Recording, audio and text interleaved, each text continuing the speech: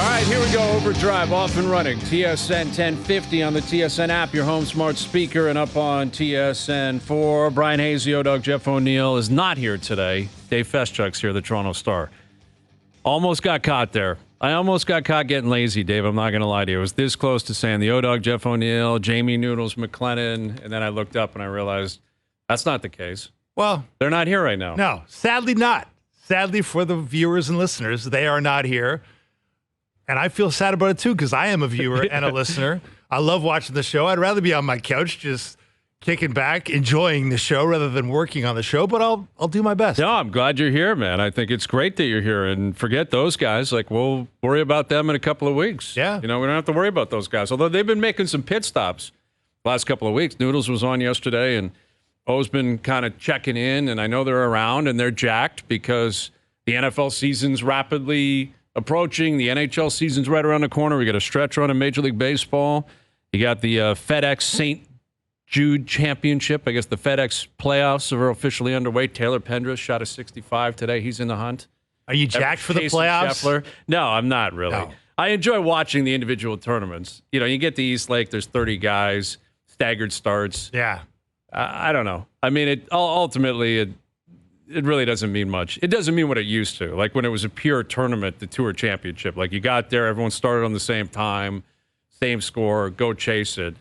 And, yeah, it's tough for them to find some, like, perfect way to make it a season-long chase. But ultimately, I think Scheffler, as long as he plays decently well in a few weeks, he's going to win that tournament. Yeah, for sure. But it's kind of funny that, you know, those of us who love golf, I think most people have been trying to embrace the playoffs or at least trying to understand the playoffs. But a year after year, you know, and I think it was Scotty Scheffler in the lead up to this tournament in Memphis, even the players at the top of the food chain are kind of saying this is kind of silly. Mm-hmm. Like it's not exactly, you know, the run for the Stanley Cup. It's not exactly the run to the NBA Finals, right? They've never really broken through and convinced people that like now it really matters, right? Right. Yeah, exactly. And the problem is you can't make these final three tournaments mean anything close to what the majors mean. That's the problem. Or what even other, I think, more elevated events, right? I think the Memorial is a much bigger event than the Tour Championship. East Lake's a cool course. It's a cool setting. It's unique, 30 players, all that. It's not as good as when they play at Riviera, in my opinion. The Arnold Palmer at Bay Hill. Like, the Players is a bigger tournament. I could name 10 tournaments that are bigger than all three of these combined. Yeah. Like, as a viewer and as a golf fan and someone that tunes in throughout the season, to say nothing of the Olympics. And if it's the President's Cup this year, the Ryder Cup, there's just so many other events that are way bigger than this. I know. Like, they're in Memphis this week, and no one even knows what course they play at. Yeah. Right? They're in Colorado, I think, next week. Like, no one knows. I know. You know East Lake in the Tour Championship. I get that. Other than that, I have no idea. I don't know who they're playing, where they're playing, when they're playing, who's made it. You know, it's true. It really is kind of, and I don't care, quite frankly. Like, I enjoy watching. I will check in. I want to see who wins, but I'm not at the edge of my seat being like, man, that's interesting. He moved up a little bit. Right. Like Morikawa is now 4th going into next week. That's interesting. It's not interesting at all. Who stays into the top, 75, top 50, top 30 and gets to keep playing? Yeah. That's interesting. Like, it's kind of like a cut line to see who ends up making it. That is kind of cool, but that's reverse order. That's not the guys at the top. You're talking about the guys who are on the borders just trying to make it. Yeah, and now they've changed it. What used to be the top 125 got into the first playoff tournament, which was also that mark for keeping your card, and now it's the top 70, so it's a little more exclusive, which is a little more confusing for everybody else because you kind of got to know that format. Now they got a new format, and then on top of it all, Hayes, like I think what they used to have with the FedEx playoffs was at the end of it, it was a payday that you just couldn't have dreamed of, right? It was like whenever it was $10 million or whatever it was. I don't even know what it is this year. It's more than that, obviously. But now that the money is so out of whack in pro golf, and the live guys got their hundreds of millions, and Scotty Scheffler's making ridiculous amounts of money because the prize money has just, doubled and exponentially multiplied. The money's not that big a deal anymore. You can't even get excited about the money, which is kind of what used to be sort of the calling card of the Tour Championship, was that there's a massive pot of money at the end of it. But you think Scotty Scheffler cares about that? No. I'm sure. I mean, obviously, it'd be great. Nice. To win. Yeah, it'd be great. It's not going to change his life. Not going to change his life. Nothing will, quite frankly, at this point. I mean, the way that this guy's been playing. So, yeah, we'll track that. There are a number of Canadians, again, as we get closer to the President's Cup in Montreal. That's going to be huge. That'll be coast-to-coast news. How many Canadians make it? Royal Montreal, by all accounts, it's in great shape. I expect that it will be. So we're looking forward to that. Jays are off today at Wrigley over the weekend. This is I think, the number one road trip. And I remember they were in Wrigley, I want to say maybe 6 or 7 years ago. Like, I'm lost now because of interleague play is now such a thing. Like, when I was a kid, I'm sure I can speak for you, Dave, like, the Jays never the thought of them playing at Wrigley was just not something that existed. No. Like, it wasn't something that you'd think of, or them playing at Dodger Stadium or what have you. Like, once they were into the American League and it was established, like, okay, you can go to Yankee Stadium. That's a great roadie. I've seen them play down there. Go to Fenway. I've been there. It's awesome. Really cool. But there's something so cool about Wrigley in particular, Chicago in particular, and they're there for the weekend. They're off today, and they're red hot. I mean, they swept the Angels, which is irrelevant to wins and losses, and beating that team is not something to write home about because the Angels are pathetic. But Vladdy did it again last night. 3 for 5, a home run. The guy, what has he got? 25 home runs on the season now. His second half statistics, I was looking at stuff posted online. The numbers he's putting up in the second half. Now, it's early in the second half. Right. Like, because, he's, 25 games technically into the second half, at least based on what I saw today. But some of the names in terms of the unofficial second half in baseball, we're talking anywhere from, 60 to 70 games, give or take, I guess the All-Star break and how it all works out. We're talking names like Barry Bonds, Ted Williams, Aaron Judge, Babe Ruth. This guy's second half over the last 25 games, 11 home runs, batting average of .457, an OPS of 1480. He's got an OPS plus of 294. And there you can see it up on TV. 11 home runs since the All-Star break, averaging 1.72 hits per game, a 1480 OPS in the second half. That's all time. I know. In terms of second half. And like I got thinking like outside the box. Aaron Judge hit his 300th career home run last night. He's got 43 on the season. His numbers are staggering. I looked at FanDuel today. To no one's surprise, he's like minus 1,100 to win the MVP. I'm actually surprised that they're not even longer odds. Yeah, like that he should actually be. It's his award. Minus 40, 4,000 or something like that. And it's that way with Ohtani in the National League. It's so weighted towards Ohtani winning the National League, Judge winning the American League. So it's over. And then after that, you've got guys like, Soto's been great. Devers has been great. Ramirez has been great. There's others. Yeah. But has Soto been great enough to intentionally walk Soto to get to Judge as the new manager of the Chicago White Sox, Grady Sizemore, so wisely did last night? Yeah, that's probably a stretch. And especially, wasn't that something? Especially when you're the White Sox. And we've talked about this using the Jays as the example. Why do this? Why avoid any possible challenge you could have? We had Steve Phillips on yesterday, and I asked him bluntly, do you think this is the worst team in the history of Major League Baseball? And he said yes. He said the White Sox are that pathetic. And I understand there's a line between you have to remain competitive, pretend like you care. Grady Sizemore has no idea what he's doing. No. Like, he has no idea. This is Jeff Saturday all over again. Like, he's trying to figure out what's going on. He's got no talent. He's got no players. And to your point, you're walking Soto to get the Judge. Like, really? That's your plan? And Judge burns him, and, the guy's a machine. But in terms of Vladdy, like if they have 40 games left, give or take. 41. If he continues at this pace, is there a chance he can sneak into the top 5 in the AL in the American League MVP? Oh, top 5 for sure. Can he sneak in there? I think so. Like, he's not going to win it, obviously, and I don't even think he'd be top 2 or 3. But how many years did you see a scenario where, like Mike Trout, it's like that guy's going to win it, and that team stinks? Like Vladdy legitimately by the end of the year, I think will blow by his numbers from 21. He may not hit the home run mark. He probably won't. In fact, I kind of know he won't. He's not. I don't think he's going to hit over 20 home runs in his final 41 games. That's going to be tough. That's probably not going to happen. But could he hit 40? I think it's possible. Well, could he have a slash line? Because right now, in the second half, he's hit 11 home runs in 25 games. 25 games. So one every other game. If you want to extrapolate that, then maybe he can actually get to 44, 45 home runs. Yeah. Like if he ends up with, a second half stat line that is like in the category of what Barry Bonds has done in the past and Ted Williams has done in the past, where does that end up? Where does he end up ranking in terms of the American League and the season as a whole? Well, he'll be in the conversation for sure. Partly because of recency bias, right? The late surge always gets some attention, and partly because the numbers are just so staggering. Like, this is not, it's not a full season, but it's a pretty large sample size of 25 games. It's a nice chunk of games here. And he was hot before the All-Star game, too. He was. Like, he got hot in June. Early June, he got cooking. Yeah, for sure. So he's been hot for a while. I guess the knock against it is it hasn't meant anything. Right? Like, Judge is playing for a team. Of course. That's fighting for the division. And so is Ohtani in the National League. So is Ohtani. And there, obviously, you have to give some weight to the relevance of the games you're playing in. You should, but that's not generally the way baseball works. Yeah. Sure. Like historically, I shouldn't say historically. Historically, it used to. You had to be on a winning team. You had to be a stud on a winning team.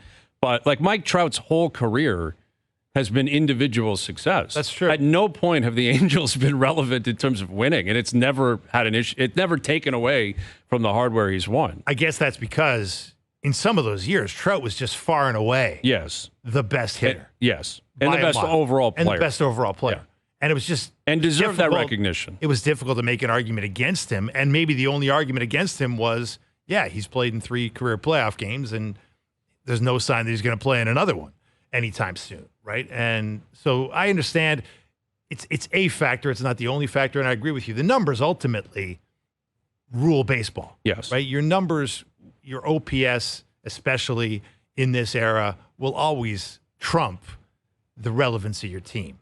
But the relevance of your team is a factor here, and especially, and Judge is having such a good year. Yeah, it's crazy how good he is. It is scary. Like, that's why I could not believe that somebody that's been a career baseball person, like Grady Sizemore, would think it's a good idea to intentionally walk, a very good hitter in Juan Soto to face not a very good hitter, the best hitter.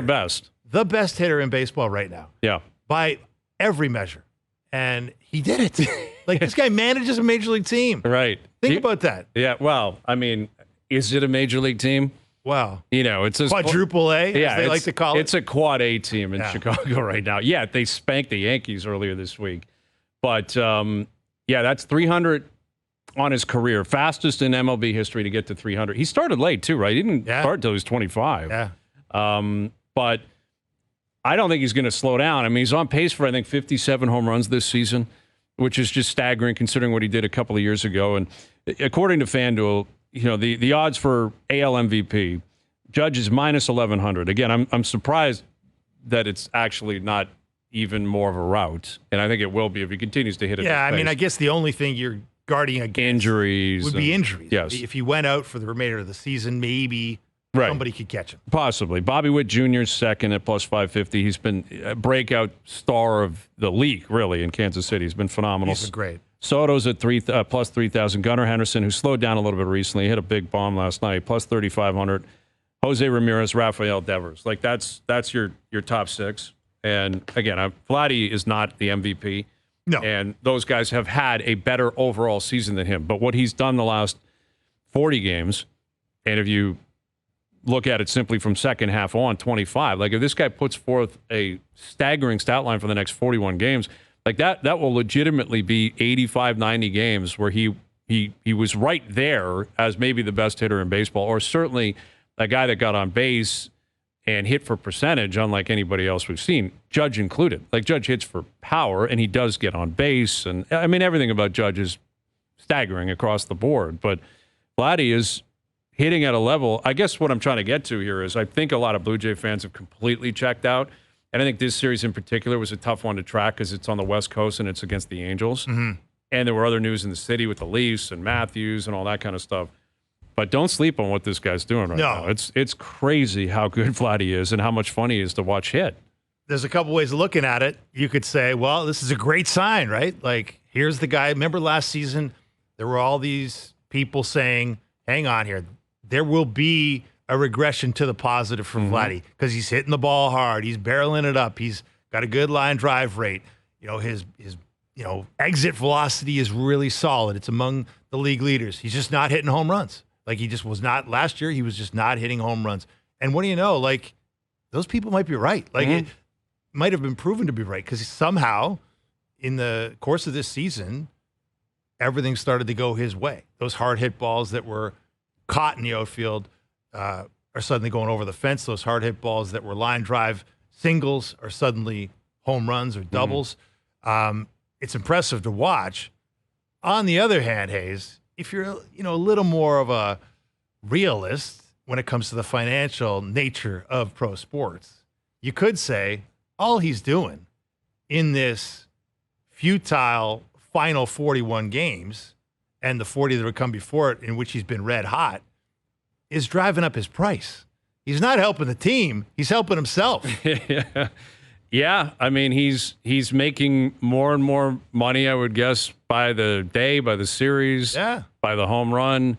And there's no doubting that. I mean, listen, I understand the cynical view, and maybe it's just the realistic view, is look what this guy's doing in a meaningless season for the team, but very meaningful season for him. Right. And that's the fear that comes with every contract negotiation. Is this a flash in the pan? Is this realistic? I mean, these numbers are not. The guy's not going to have a 1,400 OPS. No. Like, that's going to continue. Not batting 457. No, of course not. I mean, he's doing since the All-Star break. And that's why you even have to be careful with these conversations that we're having. Like, there's a chance 25 games from now, he's in a completely different. Right. Well, he's 3 for his last 35, and you're like, wait a minute, what's going on with Vladdy? Because that's baseball. That's the way it doesn't mean he's forgotten completely how to hit. He's just found a slump, or guys have figured him out, or whatever it might be. But he does have the 2021 season behind him. The last 2 years, he was a good player. Just not a great player. Was not a superstar player. Was certainly not worthy of getting paid anything close to $300 million plus.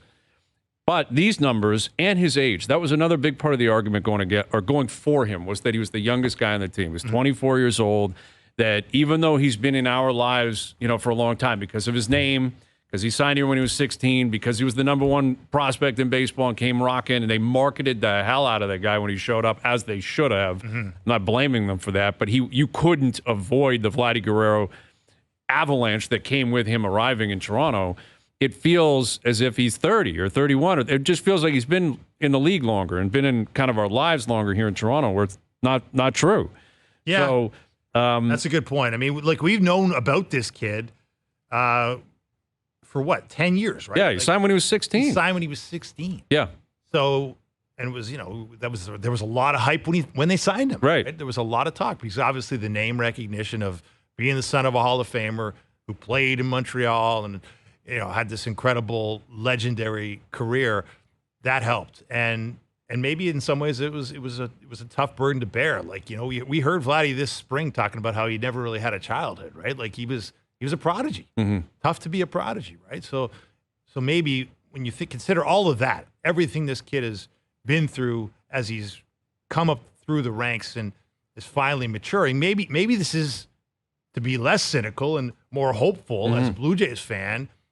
If you're one of those, you could say, hey, maybe this is just the sort of logical maturation of a guy who's had some ups and downs, a huge up in 2021, some downs in 2022 and 2023, where he was closer to an average player than a superstar player, but certainly now emerging as more of the superstar ilk. And maybe if you're very, very, very hopeful, this is more of what you can expect going forward. Yeah, this is a step in that direction towards him blossoming into what they always thought he would be, or hoping he would be. Right. Which, again, puts more pressure on ownership. Like, the idea of, if he follows this through and is a rock star the rest of the way, the idea of not locking him up, how could you explain that? I know. All you said was, he's our guy. We love Vladdy. We're building around Vladdy. We've invested in Vladdy. And then he pops, and you're going to challenge him. Like, he's got multiple things going in his direction. One, the fan base is so angry with the way everything's playing out. Like, he is a beacon of hope right now. He's actually doing the impossible. He is making a lost season worthy of watching and finding and tracking to an extent. I'm not saying that's going to be across the board, not everybody, but seeing him do what he's doing right now is really special. It would be much more special if it was a team on pace for 90-plus wins and going to the playoffs, clearly. But still, this guy is a rock star every single night. So he has that going for him. And feeding off, I think, what a lot of the fans in Toronto would say, you got to keep this guy. You got to have him. He also has the Ohtani scenario in his back pocket from a year ago, where little apples to oranges because of who Ohtani is and what he represents and the marketing power that came with that. And I think that was as much Rodgers as it was Blue Jays. It was as much, trying to get Rodgers to go international as it was the Blue Jays to go international. So I think that money may have come out of different portions of the company as opposed to just the baseball that was almost budget. It was just maybe more a marketing play than anything else. Than a baseball play. Right. Yet he's well aware, keenly aware, and now maybe he has to pull a Jose Bautista and show up with files and show up with stocks and all that kind of stuff. But he's keenly aware that they had the money. They've always had the money. They're willing to give the money to someone else. He's not looking for $700 million, but he might be looking for close to half. Yeah. And if you could stomach 700, I'm not going to be Ohtani, and I can't get you into Japan, and I can't. But I'm 25. I'm a rock star. The fans love me. I'm looking for 3 or 325, and I don't see how they're going to walk away from that. I don't see how they can explain to their fans outside of we're blowing this up and we're going to trade Vladdy for 1 million pieces, and we'll see you in 4 or 5 years. You cannot, if you're Mark Shapiro, say we're trying to win, we're committed to winning, we will not rebuild, but we won't pay Vladdy. Or we can't keep him because we can't come to terms. I don't see how the two can be married together. You're dead on. Like Vladdy has got them right where he wants them. Right where he wants them. You guys want to keep winning? Guess who's going to help you? Yeah. And guess what? They've already picked the lane. They've already declared their intention that they want to be contenders in 2025. Mm-hmm. And a lot of us have rolled our eyes and said, really? You're going to be contenders? Contenders for what? Right. I mean, there's a lot of shopping to be done between now and spring training to turn this team from what it is to what it wants to be. Mm-hmm. To turn this team from a minus 77 run differential into a team that can actually hit beyond Vladimir Guerrero Jr. So we can be skeptical about that, but we can be sure of one thing. There is no narrative that allows them to not sign Vladdy when they're saying they want to be contenders. Mm-hmm. Exactly. And if you can't, I can't imagine, maybe they'll try to go to his representative and say, well, we're trying to win this year. We can't guarantee beyond that. Because then what are you saying to the player? Right. What is he doing? How do you expect a player like Vladimir Guerrero Jr., and I guess you could use Bo Bichette in this, maybe Gausman, Bassett, other veterans on this team. How can you expect them to be fully committed to you as an organization if you're telling them that basically you're uncertain if you're actually any good, or uncertain if you are worthy of being invested in? Because that's more of a fantasy baseball view. That's more of just let it ride. Like, that's not generally the way it works behind the scenes, especially with human beings. Exactly. And especially, with a guy like Vladdy, considering the way he's playing and what he's meant to the team and how much money he brings in and the marketing power and the fact that they just invested heavily in the park and they want people to re-up and the tickets are higher than everything breaks towards the guy having a breakout year who's 25 and you're stud. Problem is, Hayes, if you're the guy that has to put your name on that deal, if you're Mark Shapiro and presumably Ross Atkins, you know one thing going in. You know he can be phenomenal. You know that he can rake like very few other players can rake. You know he can be the player of 2021, where he was runner-up to Shohei Ohtani in the MVP race in the American League, and the player of the second half of 2024, who was wowing us on a nightly basis with numbers that we haven't seen, as you pointed out, since Barry Bonds. But you also know he can be the Vladimir Guerrero Jr.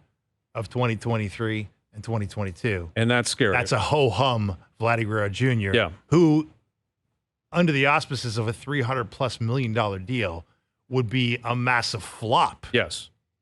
If you're paying him $30 million a year, or $30 million plus a year, and he hits 21 home runs and has an OPS of 780, you're in big trouble. Yeah. But that's the nature. I guess, listen, if they think that's coming, then you cut bait and trade them now. Like that's you have those two options. Like if you're that, maybe that is the smart play. Maybe it is. And it would be shrewd.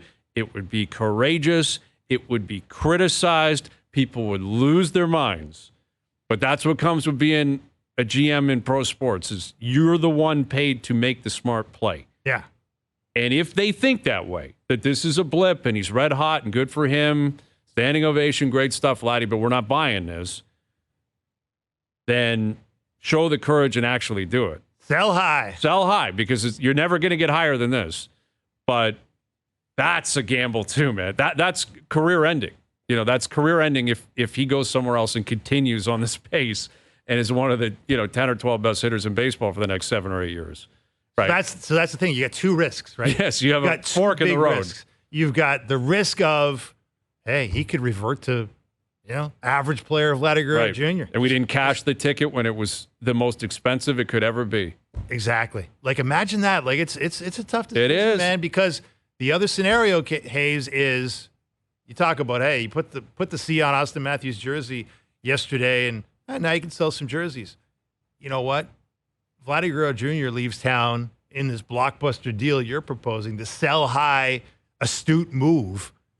If you don't bring back something as exciting, there could be people leaving that stadium en masse. Oh, and they ain't going to be buying jerseys on the way home. Well, yeah, exactly. I mean, I think that it would almost happen anyway, because in doing so, you'd have to be admitting, like, we're blowing this thing up and rebuilding and retooling and restarting, and then Bo's on the mark. Like, then that's a really, like, nuclear option, And I'm not saying I have the answer for which one is the right way to go in terms of what Vladdy will be 2 years from now, 3 years, 5 years from now. I think he's going to be a good ball player. I don't think he's going to fall off a cliff. But they gotta put up or shut up, one or the other. Like, one or the other. I can't picture a scenario where it would make any managerial sense to say we're just going to let it ride. Because what if next year he hits 45 home runs, top 5, AL MVP, hits 300 plus, and then goes, fine, guys, I'm out of here. That could happen. I'm out of here. The Sox just said they'd pay me $315 like Devers or whatever it is. Well, yeah. I don't know. Or the Dodgers come calling like they call for everybody else, or the Yankees or the Mets. Well, the problem is, if you sign him now, you're buying as high as you could buy. Yeah, no, exactly. Yep. And listen, maybe they had the opportunity last year to sign him for a different price. Maybe he wasn't willing to do it. Who knows? Maybe they wanted to see it. And I can't even blame them for that, because, again, the previous 2 years, it just wasn't that great. Oh, it really was. And the start of the year wasn't that great. But it's turned great, and it's been great recently, and it's a fun ride, man. It's fun to watch him play right now.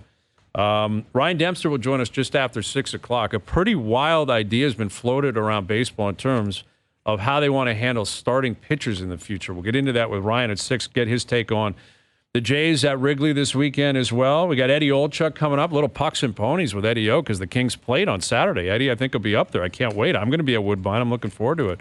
Got a little pucks and ponies with Eddie O. And Alysha Newman coming up, bronze medalist in the pole vault over in Paris. She will join us to break down the whole experience and how much of a fun ride it was in Paris. So Alysha's coming up.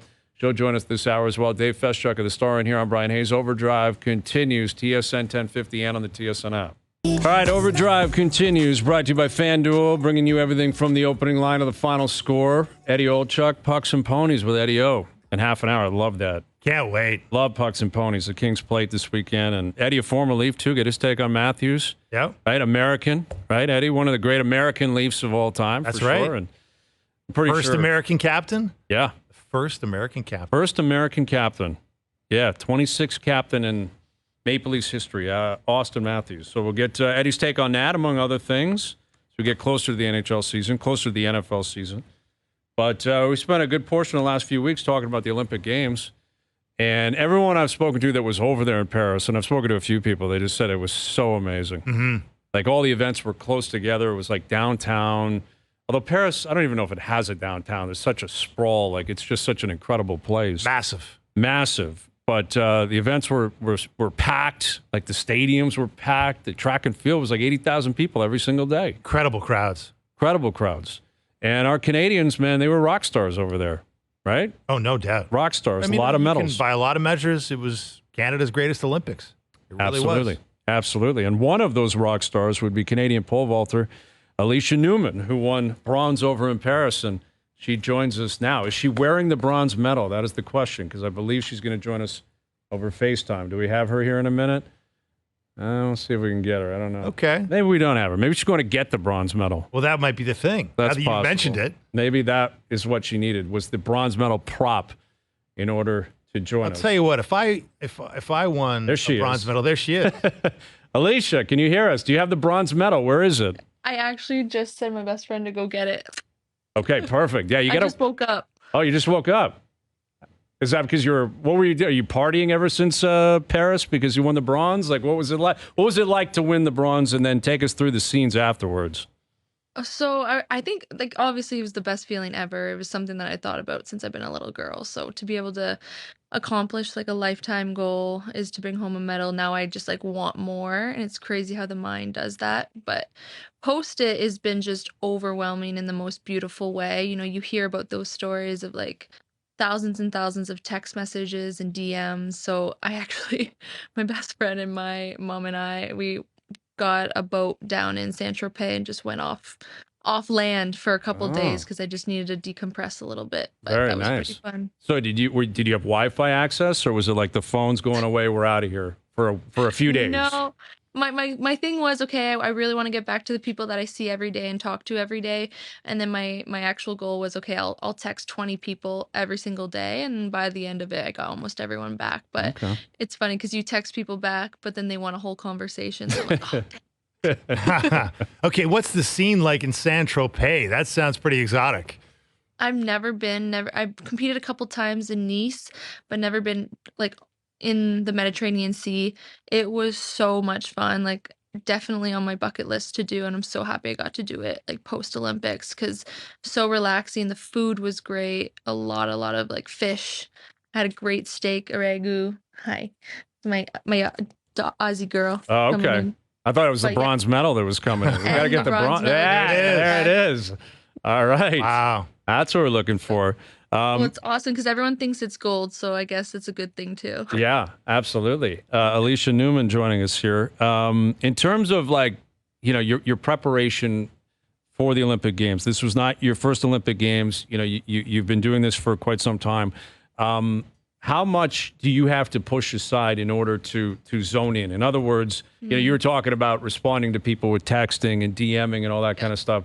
Like when you're leading up, is it kind of like a heavyweight fight? Like when you get to the games, do you just shut everything out? Are you on a strict diet, strict sleeping schedule? Like take us through the build Yeah. up towards the games.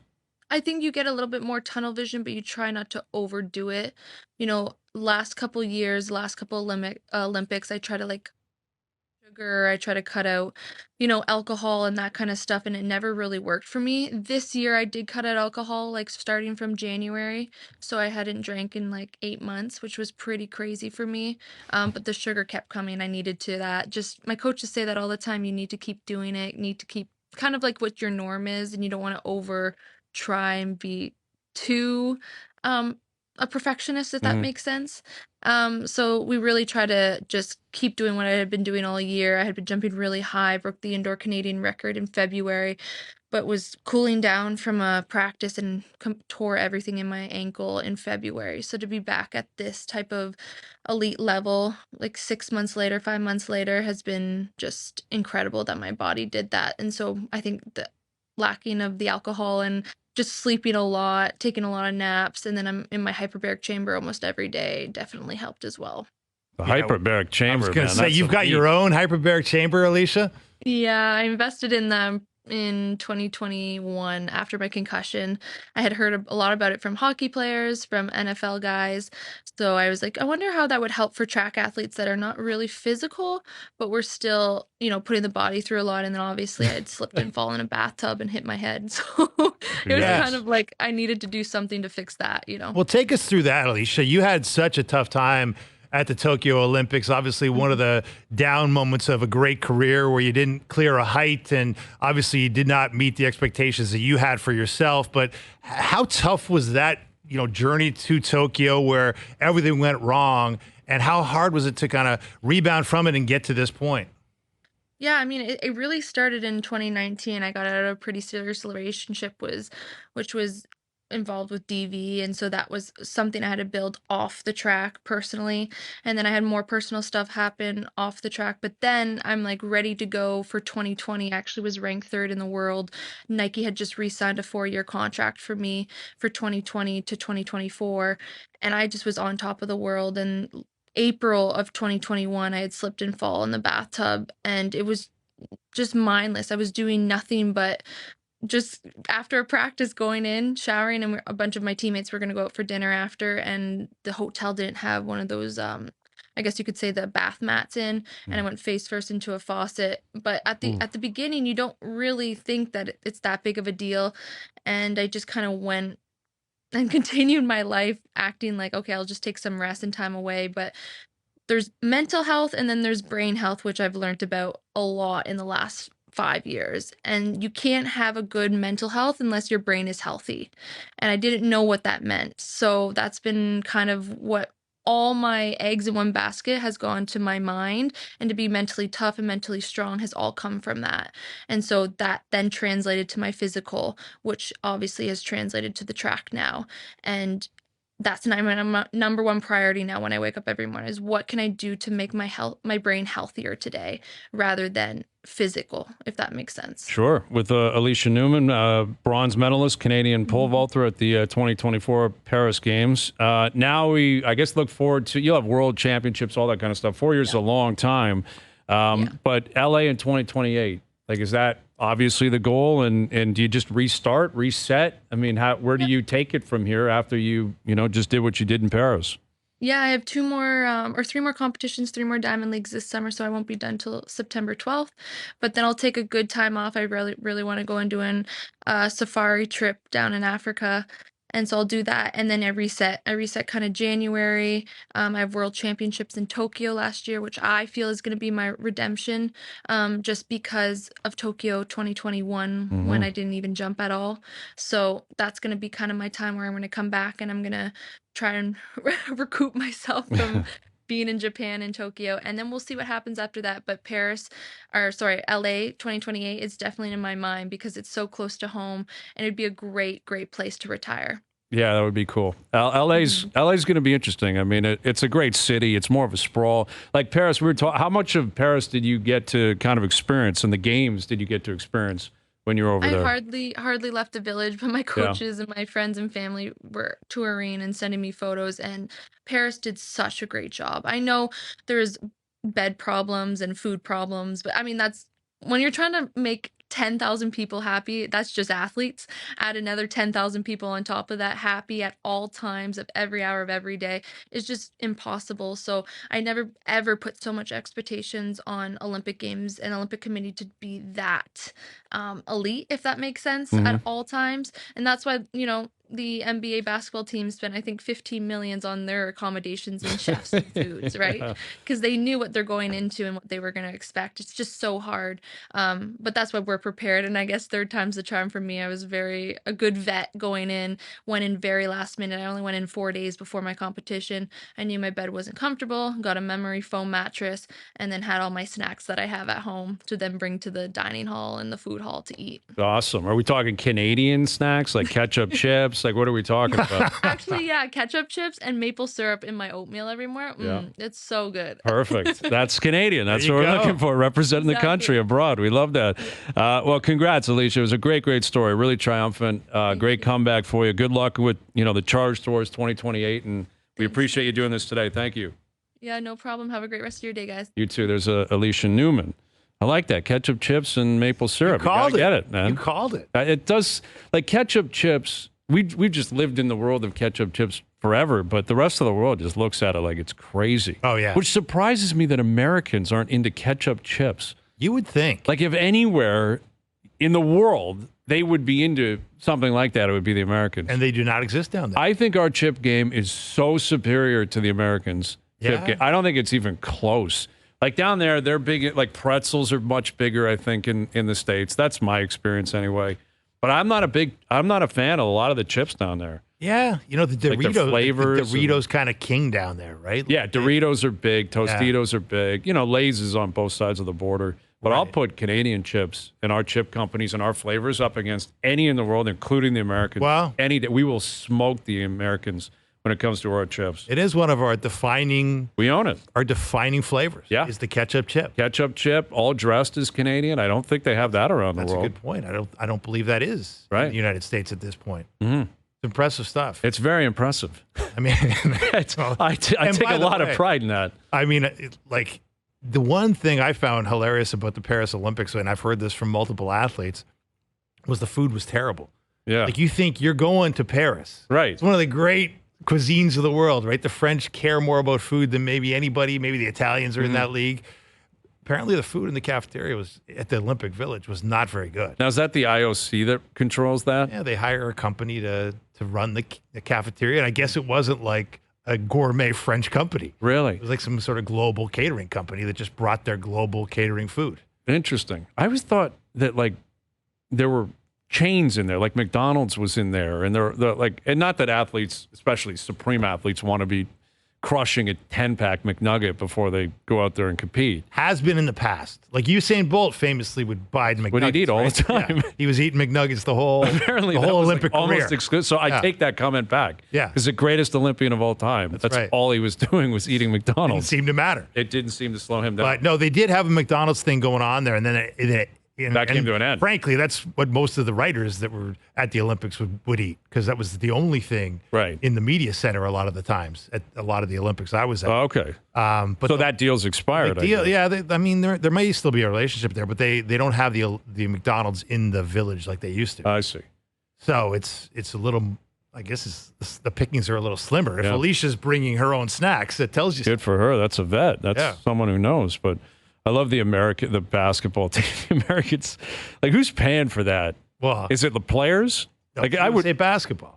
So they're willing to pay $16 million to make sure LeBron is accommodated properly. Well, did you want LeBron to sleep on one of the cardboard beds? Well, I understand maybe it's not suitable for, like, Joel Embiid on a cardboard bed. Could you imagine? Would be actually hysterical. That would be pretty probably funny. Should happen. Need like 4 of them. Yeah, because I remember, I think it was in Rio. Didn't they have a yacht? Didn't they buy like a super yacht, or not buy one, but rent it out like a massive cruise ship or something like that? In Athens 04, they had the Queen Mary II, which was like the luxury liner. Just for the and they docked it in the harbor, and that's where all like LeBron and Allen Iverson and all those guys on that team. I think they did that in 16. I want to say too. I don't. Yeah, it might have been Rio too. Yeah, I don't remember where the cruise.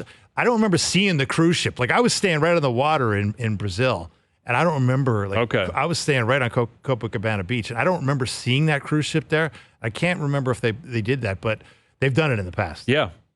Well, I mean that's a great move. Like, remember Tiger used to do that when there'd be tournaments at like Bethpage Black or something in New York. He'd take his yacht.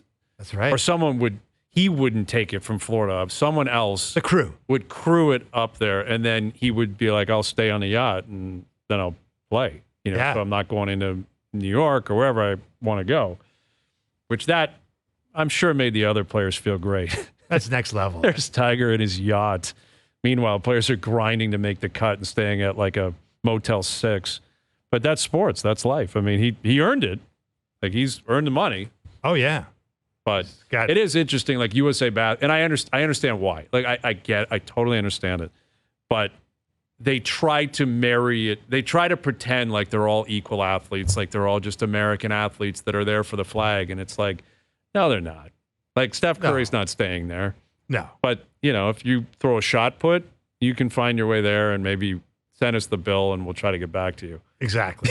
No, I mean, what did you expect? Right? I know that. I understand. It's the same thing like in the winter games. Like Sid and McDavid aren't. Although I think the hockey players historically have kind of stayed in the village. They have. Like, a lot of them have wanted to. Right. They want that experience. For the whole experience. They want that experience of mingling with the other athletes and having those conversations over your cafeteria food about, what sport do you do? And I mean, look. Which I think would be really cool. I think it's really cool. You hear a lot of great stories about that. I mean, look, I think the American guys were, by a lot of accounts, the American guys did a lot of mixing. Right. Like we heard like Steph Curry going out to see table tennis. And the table tennis players trash talking with Anthony Edwards. And Edwards said, I could get a point off you guys. And they were like, not a chance, buddy. We're table tennis. We don't play ping pong, okay? Right. We will crush you. We will. That is such an ignorant comment from Edwards. Yeah, it was pretty funny. Like, just as ignorant if they were like, put me on the court and I can find a way to get points off you. No, exactly. You can't. All right, Eddie O coming up. Eddie Olchuk will join us. Some NFL news, some Bills news today. Not good. We'll tell you about that as well. Overdrive continues. TSN 1050 and on TSN 4. All right, Eddie Olchuk coming up. Charles Davis will join us as well at 5:30. Matt Milano tore his bicep today. Ooh. Likely done for the year. Might return by December. He only played 5 games last year.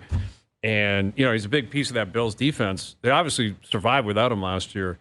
But they're turning that defense over. Like, between him and, you've got Hyde, you got Poyer who are out. Those are 3 pillars who have been there for years. Yeah. And they're not going to be a part of this defense in the future. I still think they're going to be a good defense, though. Like Von Miller, what can he give them anymore? I'm not sure. But McDermott's a good defensive coach. Yeah. Like, they'll defend well. I think they'll still be a good defense. And I think they're still going to win the AFC East. I do. I think they're going to win. I do think they'll hold on. I worry about who Allen's going to throw to. Like, he has no outside weapon right now. Kincaid's a good tight end, and Cook's a good running back. But this is the post Stephon Diggs era. Yeah. Not going to be easy. He was the big play guy, right? Mm-hmm. You could always just toss it up there, and he'd run and catch it.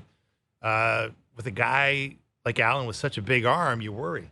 Like, if there's no targets, this guy's led the NFL in interceptions over the past 5 seasons, right? When you add them all up, like, the less targets, is it the more interceptions or less interceptions? I don't know. I'm worried it could creep up even further. It where could. the mistakes pile up because you don't have your go-to guys out there. It's possible. I think they're planning on kind of shrinking the offense.